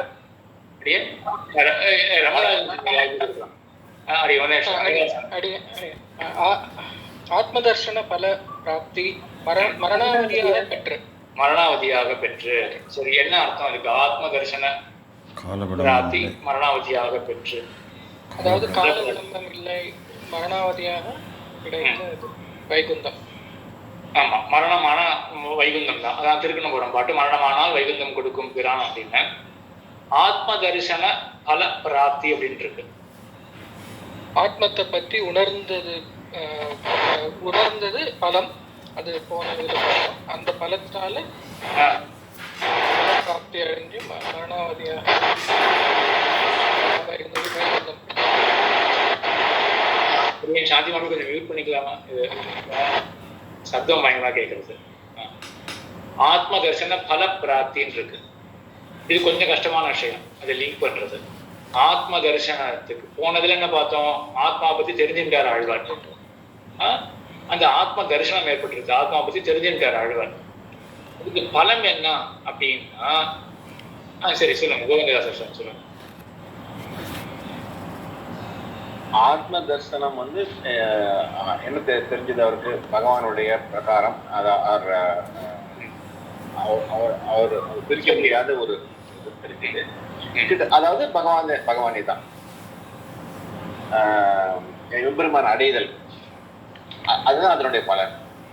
அப்படின்னு சொல்லலாம். அதாவது ஆத்மாவை பத்தி தெரிஞ்சுக்கிறதுக்கு என்ன பலன் அப்படின்னா, ஆத்ம தரிசனத்துக்கு பலன் என்னன்னா அதோட நிக்க முடியாது இல்லையா? அப்ப நம்ம கைவலி அர்த்தி ஆயிடுவோம். ஆத்மால பலன் பெருமான் அடைதல் தான். பெருமான் அடையிறது தான் பலன் அப்படின்னு. ஏன்னா ஆத்மா எப்படிப்பட்டது தெரிஞ்சுட்டு இருக்கும், அவனை சார்ந்தே இருக்கு அப்படின்னு தெரிஞ்சுட்டோம். அதுக்கப்புறம் அவங்ககிட்ட தானே போனோம். ஆத்ம தரிசன பல அப்படிப்பட்ட பிராப்தி எப்போ கிட்டும் அப்படின்னா மரணமான கிட்டும். அத்தியந்திய பாரதந்தியம் சொல்லலாம். அத்தியந்த பாரதந்தியம் அப்படின்ற சொல்லு வந்து எப்பவுமே உபாயத்தை பத்தி சொல்லும் பொழுதுதான் வரும். 2 விதத்துலயும் வரும். ஒரு இடத்தையும் சொல்றேன். ஏன்னா உபாயத்தை பத்தி தான் அநேகமா பாரதந்தியம் அப்படின்றது வரும். அதாவது எம்பெருமான அடையணும், தெரிஞ்சு போயிட்டதான் பலன் அப்படின்னு. நானே ஏதாவது பண்ணலாமா அப்படின்னா இல்ல, உன்னுடைய ரட்சணத்துல நீ கைய வைக்காத, அவன் இட்ட வழக்காக நீ இருக்க வேண்டும் அப்படின்னு அந்த இடத்துல பாரதந்தியம் அப்படின்றது வரும். அதே போல மோட்ச தசையிலும் பிராப்தி தசையிலும் பாரதந்தியம் அப்படின்னு வரும். மோட்சப்படியில தானே விளைவாக சரியாக கேட்டுற. அதாவது போக தசையில் ஈஸ்வரன் அடிக்கும் போது நோக்க வேண்டும் அழியாத அப்படின்னு அங்க ஒரு வாக்கியம் இருக்கு. போக தசையில எம்பெருமான் வந்து ஆத்மாவுக்கு கைங்கரியம் பண்ணலாம் அப்படின்னு வரான்னு வச்சுக்கோங்க. இது இப்போ உபாய தசை கிடையாது, ஸ்ரீவை கூட்டத்தில் நடக்கிற நிகழ்ச்சி. அந்த எம்பெருமான் வந்து ஆத்மாவுக்கு கைங்கரியம் பண்ணணும் அப்படின்னு எம்பெருமானுக்கு ஆசைப்பட்டு வரான் அப்படின்னு வச்சுக்கோமே, அப்போ வந்து ஐயோ அது எப்படி அவன் தலைவன் ஆச்சு, நான் தொண்டன் ஆச்சு, அதை எப்படி என் காலம் அவன் கையில கொடுப்பேன் அப்படின்னு நம்ம விலகி போனோம்னா, இப்ப என்னன்னா நம்மளும் மறுபடியும் ஏதோ ஒரு எனக்கு அப்படின்றத பார்த்துன்னு விலகி போறோம் அப்படின்னு அர்த்தம் ஆயிடுச்சு. அப்போ என்ன பண்ணோம்னா கை கட்டி வாய் புதைத்து கொண்டு அவன் என்ன பண்றான்னு அப்படியே விட்டுடும். அவன் என்ன வழக்காக இருக்கு. இப்போ 2 தப்புலையும் உபாய தசையில பாரதன்றது எப்படி வருது, நான் என் ரட்சணத்தை பார்த்துக்க கூடாது, அவனை தான் நான் ரட்சிப்பான் அப்படின்னு. பிராபிய தசையில எப்படி வருது, அவன் அந்த வரம்பையே மாற்றும் போது அவன் தலைவனா இருக்கு, நான் கொண்டு செய்ய போறேன் அப்படின்னு வரப்பை மாற்றி வரும் பொழுது அப்போ நம்ம சேஷனத்தை பாராட்டி தள்ளிவிடக்கூடாது. அது பிராபிய தசையில இருக்கக்கூடிய பாரதந்திரம். சுவாமி, அடியனுக்கு ஒரு சந்தேகம். இன்னைக்கு திருமாலையில அவர் வந்து மோட்சம் கொடுக்குறேன்னு சொல்ல வரும்போது ஆழ்வார் வேண்டான்னு சொல்றாரு. அப்போ அது நல்ல கேள்வி. நல்ல கேள்வி. அதான் என்னன்னா, இப்போ சரி அந்த பிராபிய தசையில நீங்க கேள்வி கேட்டீங்க இல்லையா, சரி இப்போ இப்படி வச்சுக்கோ. சாதன தசையில் ஆழ்வார் என்ன பண்றாரு, மடல் எடுக்கணும் அப்படின்றாரு. நம்ம என்ன பார்த்தோம், எம்பெருமான் தான் ரட்சிப்பான் அப்படின்னு சும்மா இருக்கணும் அப்படின்னு தானே பார்த்தோம். இவர் சும்மா இருக்காரா, 2 மடல் எடுக்கலன்னு இப்ப கூட வச்சுக்கிறாராம். அவர் கையிலேயே வச்சுட்டு இருக்காரு மடலை. இப்ப இதெல்லாம் பண்றாரு அப்படின்னு எல்லாம் ஆசையினுடைய மிகுதியா, ஞான விபாகத்தினால வரக்கூடிய இதுக்கெல்லாம் ஒரு வந்து சொல்லிட்டு இருக்க முடியாது. அதே மாதிரி ஆழ்வாருடைய அந்த நிலையை போனோம்னா, ஆழ்வாருக்கு திருநாமத்துல வந்து அவ்வளவு ஆசை இருக்கு.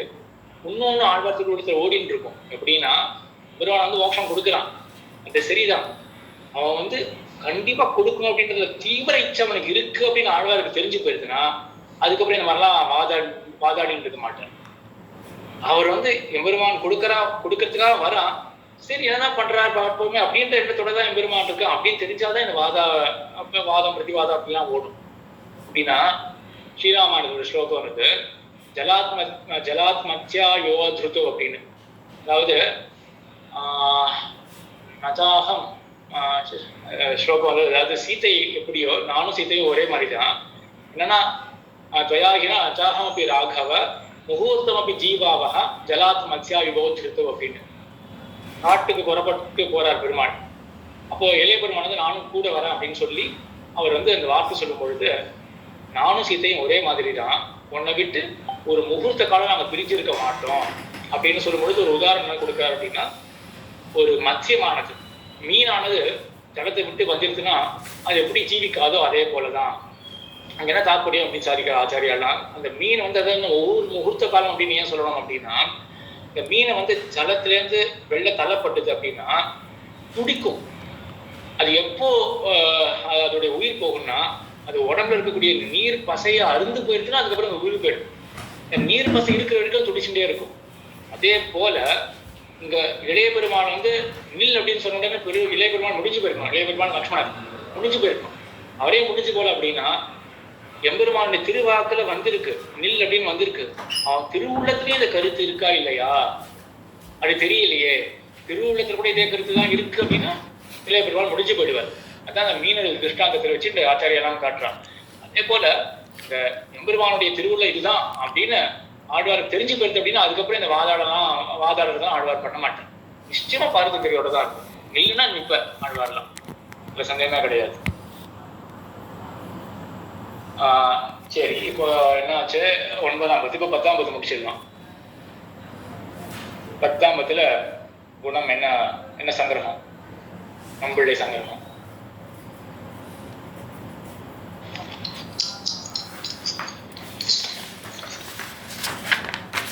அடிப்படையாக அவர் ஆர்த்திகரத்துவம் சொல்லப்படுறாரு. எம்பெருமான் தனக்கு கைங்கரி ஆழ்வாருக்கு ஒரே நிமிஷம் गोविन्दाचार्य किञ्चित् समयः दीयताम्, अहं किञ्चित् विलम्बेन आगच्छामि, सपादनववादने आगच्छामि, किञ्चित् समयः दीयताम्. अस्तु अस्तु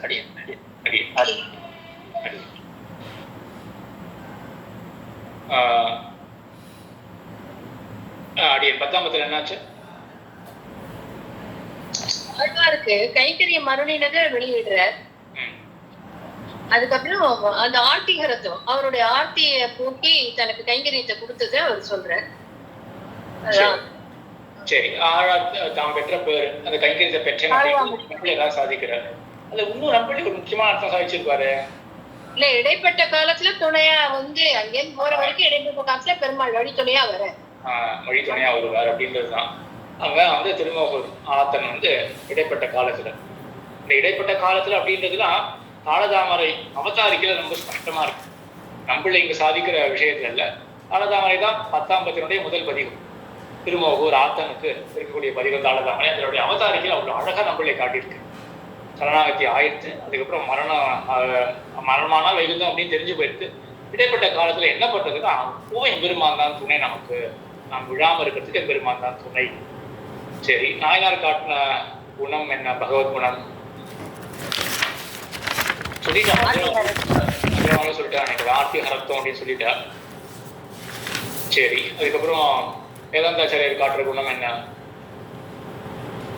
சத்பதவ்யாம் சகாயத்வம். ஆமா, அதில் நீங்க ஆனா ஒண்ணு பண்ணா வாங்க, நீங்க மற்றவர்களுக்கும் வாய்ப்பு கொடுக்கணும்.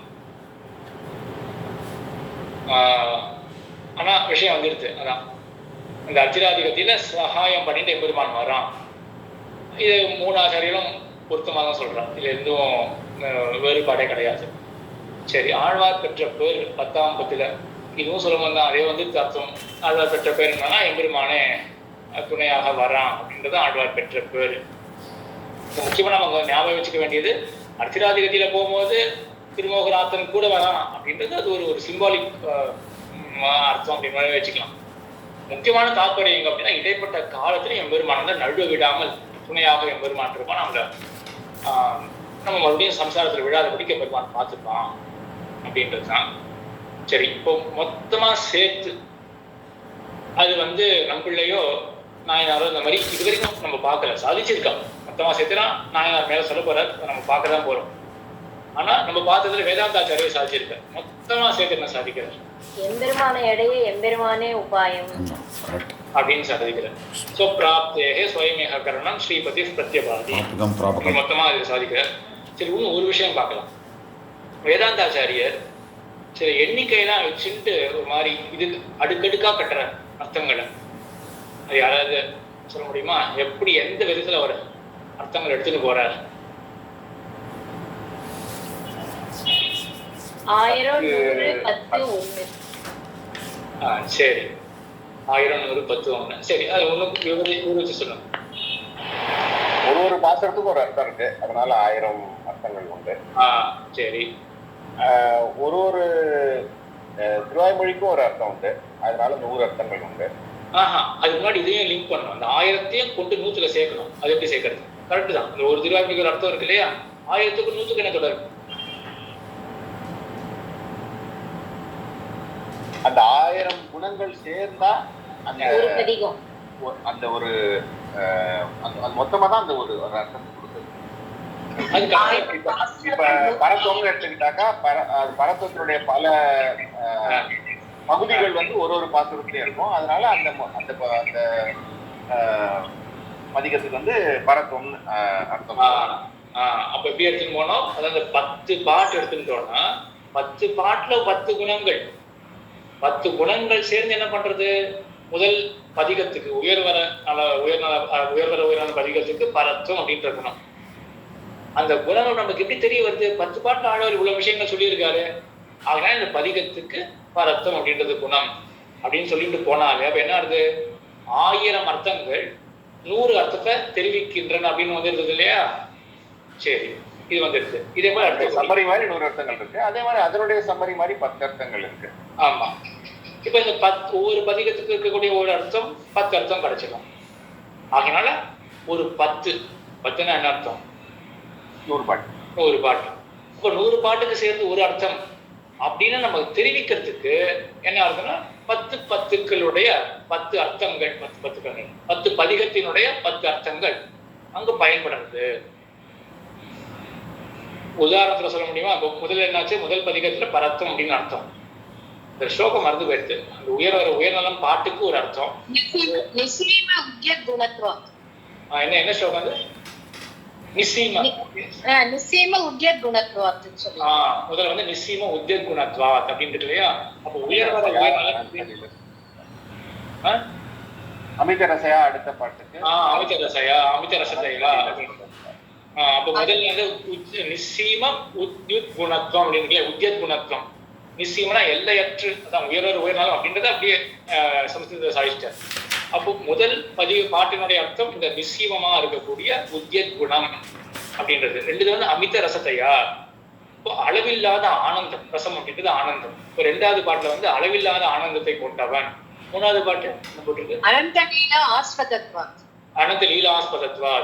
அப்போ லீலா புத்தியை உடையவன் அப்படின்னா இந்த அப்ப நாலாம் பாட்டுக்கும் பார்த்தோம்னா நாலாம் பாட்டுக்குல அடுத்து ரெண்டு வீடுமின் முற்றவத்துக்கு பஜனியத்துவம்னு சொல்லி.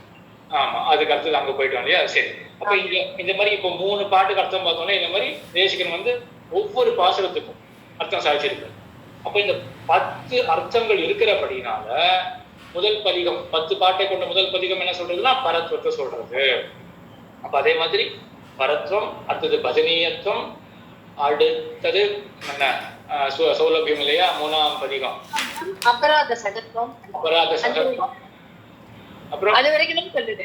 ஆமா, அது வரைக்கும் தான் சொல்லியிருக்கேன். சரி, 5வது வளவழுடகு அப்படின்றதுல வந்து என்ன ஆசிரியருடைய குற்றத்தை பார்க்காமல் அது அபராத சகத்திலே வந்துடும். சரி, அந்த வளவழுடகல்ல என்னென்னதான் ஒவ்வொரு பதிகத்துக்கு போகும்போது பார்த்துக்கலாம்.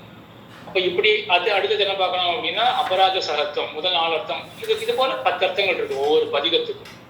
இந்த 10 அர்த்தங்கள் ஒவ்வொரு பதிகத்தில் இருக்கிறபடியினால முதல் 10க்கு என்ன அர்த்தம் அந்த டேபிளை பார்க்காம சொல்லணும். அப்போ அதான் டேபிளை பார்க்காம சொல்லணும், பரத்தம் கிடையாது. ஞாபகப்படுத்திக்கோங்க, டேபிளை பார்க்காம சொல்லணும். சேவியத்துவம் தேசிகன் சாதினா பரத்துவம் நாயனா சாதிக்கிறது, வேதாந்த தேசிகன் சாதிக்கிறது சேவியத்துவம். அப்போ ஒவ்வொரு பதிகத்துக்கு இந்த மாதிரி அர்த்தம் இருக்கிறதுனால 10 பதிகத்தை கொண்ட அந்த 10க்கு என்ன அர்த்தம்னா சேவியத்துவம் அப்படின்றது அர்த்தம் அப்படின்னு போய் அடுத்தது. அப்ப சேவியத்துவம்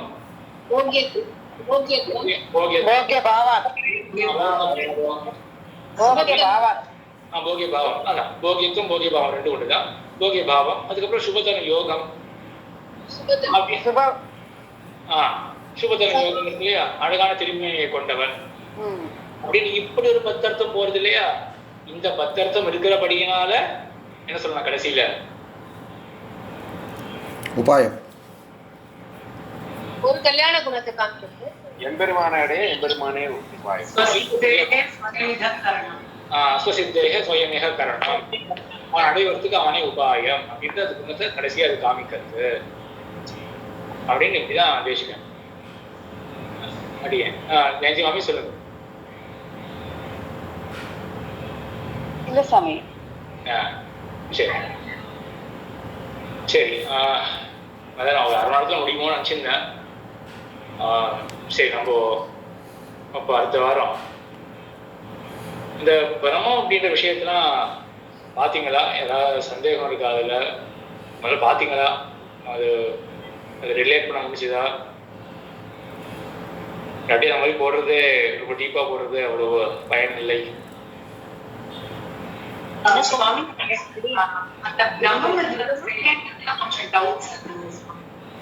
அப்படியா? சரி சரி, ஸ்ரீதரன் சாமி பார்த்துருக்காது எனக்கு தெரியும். ஸோ விமலா மாமி நீங்களும் பார்த்துருக்கீங்க. 3 வீடியோவும் பார்த்தீங்களா? 3 பார்த்துருக்கேன். பட் செகண்ட்ல கொஞ்சம் டவுட் இருக்கு. ஃபர்ஸ்ட் அண்ட் தேர்ட்ல கொஞ்சம் இருக்கு. செகண்ட்ல கொஞ்சம் டவுட் அவ்வளோ புரிஞ்ச மாதிரி தெரியல. ஒருவேளை புரிஞ்சது கரெக்டானு தெரியல. சரி சரி சரி, தார்க்கிக பட்சம்லாம் கொஞ்சம் கஷ்டமாக தான் இருக்கும். அது ஒன்றும் விஜயராகவன் சாமி கண்டிப்பாக பார்த்துருக்காரு அப்படின்னு தெரியுது. அதுக்கு ஏதாவது சந்தேகம் இருக்கா அதுல? ஆனா எப்படி நிற்க மாட்டேங்குது, அதான் ரொம்ப கஷ்டமா இருக்கு. மனசுல நிற்க மாட்டேங்குது. அது ஏதாவது பயன்படுத்துற வழி இருந்தா மனசுல நிற்கும். சுவாமி வீடியோ வந்தா உடனே பாத்துருவோம் சுவாமி. அது மனசுல வாங்கிட்டு புரிஞ்சுட்டு சொல்லதான் தெரியாது. அதை அப்ளை பண்ணாதான் அது மனசுல நிற்கும். சரி, 10 செகண்ட் பாத்துருவோம். வீடியோ வந்து அந்த மாதிரி கஷ்டமான வீடியோஸ்லாம் இப்போ பயன்படலைன்னா வேற மாதிரி சுவாமி. இல்ல சுவாமி, அது அது நல்லதுதான் சுவாமி. அது புரிஞ்சு எடுத்து சொல்ல முடியாட்டா கூட ஒரு ஒரு கிளாரிட்டியை கொடுக்கும். சுவாமி. என்னன்னா இப்போ ஒரு பக்ஷம் சொல்றப்போ அந்த புரிஞ்சுக்கிறதுக்கு அந்த ஐடியா வேணும். ஏன்னா புரியவே முடியாது. அது அந்த காம்ப்ளெக்ஸா இருந்தா கூட எடுத்து திரும்பி சொல்லுவாங்க. இப்படி கேட்டீங்கன்னா இப்ப 10 எப்படி சொல்லு அப்படின்னு சொல்ற மாதிரி இந்த பட்சத்துக்கு என்ன சொல்றான், அந்த பட்சத்துக்கு என்ன சொல்றான்னு கேட்டு சொல்றேன். பிரம்மம் வர்றப்போ நாளைக்கு வேற ஏதோ ஒரு இதுல வந்து பிரம்மத்தை பத்தி இந்த பட்சம் இப்படி சொல்லியிருக்கா அப்படின்னு சொல்றப்போ அந்த ட்ரை கார்லேஷன் கொராபரேஷன் சொல்லுவாங்க. நிறைய சொன்னாதான் வரும் மாதிரி இந்த பட்சம் இப்படி சொல்லியிருக்கு. யோசிப்பாங்க. நீங்க எல்லாருமே வந்து எல்லாமே லௌகிக இதுலயும் வேலை பார்த்துருப்பீங்க பல பேர். நீங்க எங்கேயாவது உங்களுடைய துறையில இந்த மாதிரி யோசிச்சு பார்த்துருப்பீங்களா? இல்யூஷன் அப்படின்றது என்ன, பிரம்மம்னா என்ன அப்படின்றது இங்க அவ்வளவு யோசிச்சு வச்சிருக்கா. அந்தந்த மதத்தை சேர்ந்த ஆச்சாரியர்கள் நையாயிக்குன்னா எவ்வளவு யோசிச்சு வச்சிருக்காங்க இப்படிதான் இருக்கணும் பிரம்மம் அப்படின்னு. இந்த அக்கியாதவாதி சொல்றது பிராபாகரன் அவன் அப்படி யோசிக்கிறான். தேவையே இல்லையா புதுசா இதுக்கு அந்த மாதிரிலாம் சொல்லணும். வெறும் ஒரு ஒரு ஒரு ஞாபகம் அப்படின்னு எடுத்துன்னு போலாமே. எம்பெருமான் ஒரு புது கான்செப்டை சொல்றாரு. அங்க வெள்ளியானது இருக்கே அப்படின்னு சொல்றாரு. எனக்கு தெரிஞ்சதுன்னா இப்போ இல்யூஷன் அப்படின்னா அதை பத்தி ரிசர்ச் எவ்வளவு பண்ணியிருக்காங்க அப்படின்லாம் தெரியல. இது ஒண்ணு இந்த இந்த எப்படி சொல்றேன், இந்த சாத்விகமாக இருக்கக்கூடியவர்கள்லாம் கண்டிப்பா நிறைய பண்ணியிருக்காரு இந்த விஷயத்துல. ஏன் பண்ணியிருக்கா அப்படின்னா அவர்களுக்கு என்ன தேவை, இந்த பிரம்மத்தை பத்தி ஆராயத்துக்குலாம் இதெல்லாம் பயன்படுறது. இது எங்க பயன்படும் அப்படின்னா, இப்போ பிரம்மத்தை பத்தி ஒழுங்கா தெரிஞ்சிருந்தோம் அப்படின்னா அத்வைத மதத்துல ஆக்சுவலா இதான வருது. அங்க என்ன நடக்கிறது அத்வைத மதத்துல? பிரம்மம் மட்டும்தான் உண்மை, மற்றதெல்லாம் என்ன பிரம்மம் தானே. அப்ப பிரம்மம்னா என்ன அப்படின்னு தெரிஞ்சிருந்தா அத்வைத மதம் தெரிஞ்சுக்கிறதுக்கு பயன்படும். அவங்க மறுபடியும் கேள்வி வரும், அத்வைத மதம் தெரிஞ்சு என்ன பண்ண போறோம், நம்ம தெரிஞ்சு போயிடுது பக்தியோட இருக்கிற இந்த ஆழ்வார் பாட்டு இதுக்கு மேல என்ன இருக்கு அப்படின்னு தெரிஞ்சு போயிடுது. அத்வைத மதம் தெரிஞ்சுக்கலாமா அப்படின்னு போனோம்னா அது ஒரு ஸ்ட்ரீம் இருக்கு. ஞானம் பார்க்கவும் கொஞ்சம் நல்லா வாழ்ந்தா தான் அது செழிக்கும். நாளைக்கு தான் எதுக்கு ஏதாவது ஒரு காரணத்தினால நமக்கு ஒரு தளர்ச்சி வந்ததுதான் மனசுல, அப்போ பக்தி சட்டமே போயிடும். ஞானம் தான் கை கொடுக்கும். அதான் நம்மளை வந்து இல்லை இப்படிதான் அப்படின்றது வந்து காட்டும். லோகத்துல எவ்வளவு டைரக்ஷன்லயும் வந்து குழப்பத்துக்கு வரலாம். ஞானம் தான் நமக்கு கை கொடுக்கும். அந்த விதத்துலாம் ஞானம் வளர்த்துக்கிறது ரொம்ப வேண்டியது. அப்படியே விஜயராகவன் சுவாமி. இல்ல சுவாமி, அதேதான் நான் மனசு நினைச்சிருந்தேன். இதை சொல்லிட்டு நினைக்கிறேன். சரி சரி, பிரம்ம விஷயம் வந்து ஒன்றா பண்ணுவோம். மேற்கொண்டு சில சாஸ்திர சிம்பிளிஃபைட்லயே இன்னும் சுமதி மாமி நீங்க கேட்டீங்களா? ஜஸ்ட் ஒரு சாம்பிளுக்காக எல்லாரையும் ஒரு உபலட்சணமா வச்சுட்டு உங்களுக்கு கேட்கல இல்லையா? சரி சரி, அப்போ வந்து நான் பாக்குறேன் எவ்வளவு பேருக்கு அது. ஏன்னா இந்த வாரம் கேட்டு விடுறேன் சுவாமி, இந்த வாரம் கேட்டு விடுறேன். அதுலயும் ஒரு டிஸ்கஷன் வச்சுக்கலாம், அப்ப நிறைய கிளாரிட்டி கிடைக்கும். அவருக்காக தான் ஸ்ரீதர் சாமியே சில கேள்விலாம் கேட்டிருந்தாரு இந்த பிரம்ம விஷயத்துல. நான் தான் நினைச்சிருந்தேன் இப்போ எல்லாருக்கும் நிறைய பேருக்கு இதுல கேள்வி இருக்கும், அதுக்கே ஒரு டிஸ்கஷன் வச்சுக்கலாம். நான் அவங்க வீடியோல சொல்லியிருக்கேன், அது ஒரு தடவை பார்த்து புரியுற விஷயம் கிடையாது. ஜிம்யா சாதிக்கிற மாதிரி தான் அந்த பிரம்மம் அப்படின்றது. ஏன்னா உங்களுக்கு மொத்தமாவே புரிய ஒரு புதுசான கான்செப்ட். இப்போ காரிய உற்பத்தி சித்த உற்பத்தி அப்படின்னா புதியதான ஒரு விஷயம் தானே. அது டிஸ்கஷன் வர வரதான் அவங்க புரிய வரும் மேற்கொண்டு என்ன அப்படின்னு. பிரம்மம் அப்படின்தான் இப்போதைக்கு உங்களுக்கு ஒரு புதுசான கான்செப்ட். அதெல்லாம் கண்டிப்பா டிஸ்கஷன் வேணும். சரி, நம்ம வந்து கொஞ்சம் நம்ம இது நிறுத்திட்டுலாம். ஏன்னா மற்ற அடுத்த பாடம் இருக்கு, வடக்குல இருந்து ஜாயின் பண்ணியிருக்கா. நம்மளுடைய இதை நிறுத்திட்டுருவோம் இதோட. சரி, திருவாய்மொழி இன்னைக்கு ஆயிடுத்து. நம்ம அடுத்த வாரம் எப்படின்றத அப்புறம் யோசிக்கலாம் என்ன பண்ணணும் அப்படின்னு. சரி, ஸ்ரீமதி ராமானுஜாயம் ஆழ்வார் ரிலேஷன், பெருமாள் ரிலேஷன், அடியேன் ராமானுதாசன் சேவிச்சுக்கிறேன் சுவாமி, சேவிச்சுக்கிறேன். அடியேன் ராமானுதாசன் சேவிச்சுக்கிறேன் சுவாமி. அடியேன் ஸ்ரீமதி ராமானுஜன். அடியேன்